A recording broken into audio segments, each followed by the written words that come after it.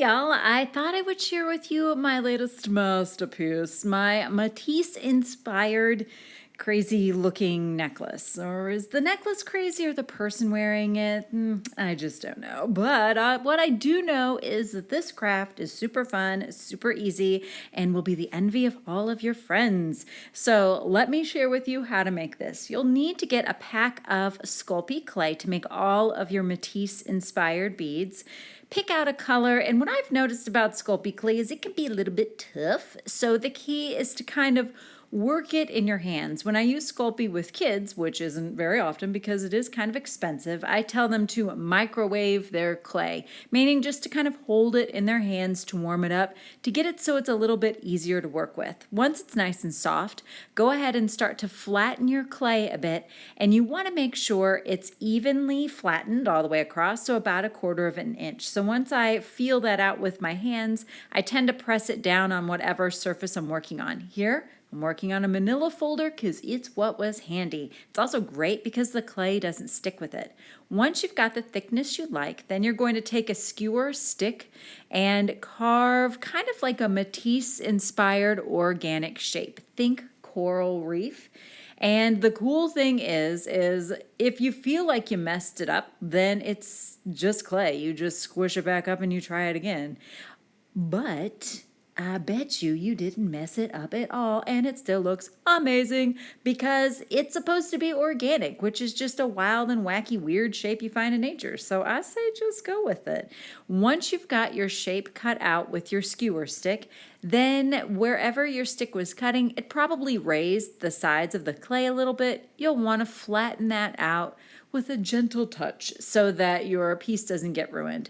Of course, it's a bead. Doesn't qualify as a bead unless it has a hole. So make sure you use your skewer stick to kind of drill a little hole in there. I like to bake my beads in my toaster oven. If you do that, bake it at a slightly lower temp than what the package says. Toaster ovens tend to heat up a little faster. Now, I like to buy wooden beads at the craft store in varying sizes and put them all on a skewer stick. It makes it a little bit easier to kind of mass produce / paint them. It also means that your fingers are going to stay a little less dirty, kind of sort of cleaner. I also let my beads dry right on the stick. It only takes them maybe 10 minutes to dry, and then you can slide them right off. I'm using Martha Stewart acrylic paint, but you could probably use a tempera paint if you wanted to. Really, anything that's on hand is going to work just fine. I do like the acrylic paint though because it leaves a little bit of a shine on the beads. Once you have painted 1,000,000 trillion beads, at least that's what it's going to feel like, and all of your Matisse-inspired beads are out of the oven, then you can start to assemble your necklace.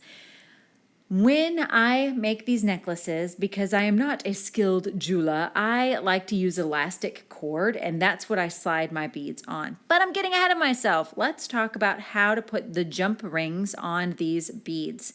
Boy, this is a really good time.